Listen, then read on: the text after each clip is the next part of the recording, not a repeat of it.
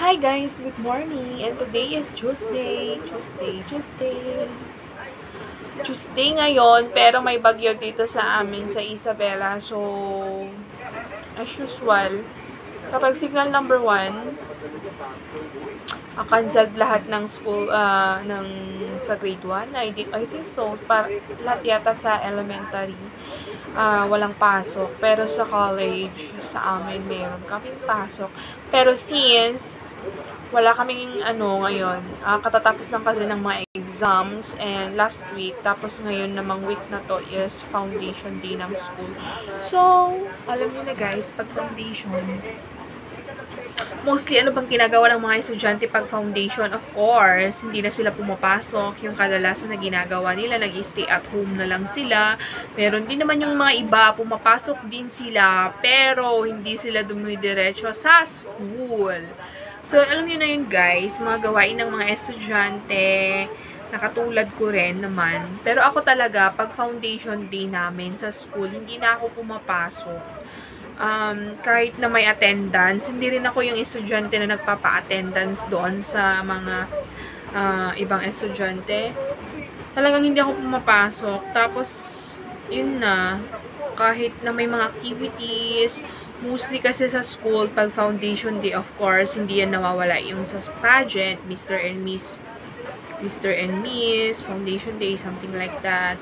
Tapos, mga cultural dance, mas marami yung cultural dance, mga presentations ng bawat colleges. And, I think meron ding mga mga paligsahan, something, or mga pwedeng salihan ng mga estudyante ang participation nila sa school. Tapos, yun na, 3 days, mostly 3 days, or 2 days, 3 days yung nila. Pero sa amin, mag-start siya ng Wednesday, tomorrow, Wednesday, Thursday, and Friday. So, mahaba-habang mahaba-haba yung aking pahinga, rest, tapos, of course, pati bulsa. Alam niyo ba guys, ang mga estudyante, lalo na sa akin, kasi everyday akong nagko-commute, sobrang mahal nung pamasahe. From here, hanggang dun sa babaan ng jeep, 60 pesos na. Unlike noon, way back, hindi ko alam kung ilang, 5 years or 3 years ago, ang pamasahe lang ng Santiago hanggang Cordon, or Cordon hanggang Santiago is 30 pesos, something like that. Pero ngayon, 60 pesos, na doble na siya. Tapos pagdating mo naman dun sa babaan ng jeep, magta-tricycle ka pa mula sa dun sa baba ng jeep hanggang sa school, another 20 pesos. So, one way, 80 pesos, tapos pabalik din, 80 pesos. So, 160 pesos. Pamasahe pa lang yun guys, kung ikaw ay nagko-commute araw-araw. Depende pa yun kung saan ka, saan ka nakatira. So, ngayon, yung value ng money, for example, yung pera, 1,000 pesos na lang. Dati kasi noon, naalala ko pa noon guys, nung way back 2014. So, yung 2014 na yon, nag-aral ako doon sa Nueva Vizcaya ng college. Alam niyo ba yun guys, yung 500 pesos na binibigay sa akin nung mama at papa ko noon is baon ko na yun hanggang Monday to Fridays. Tapos nandun na rin yung pamasahe ko na pag-uwi. Ganun yun ka-value yung pera noon, sa 500 pesos, malaking halaga na yun guys.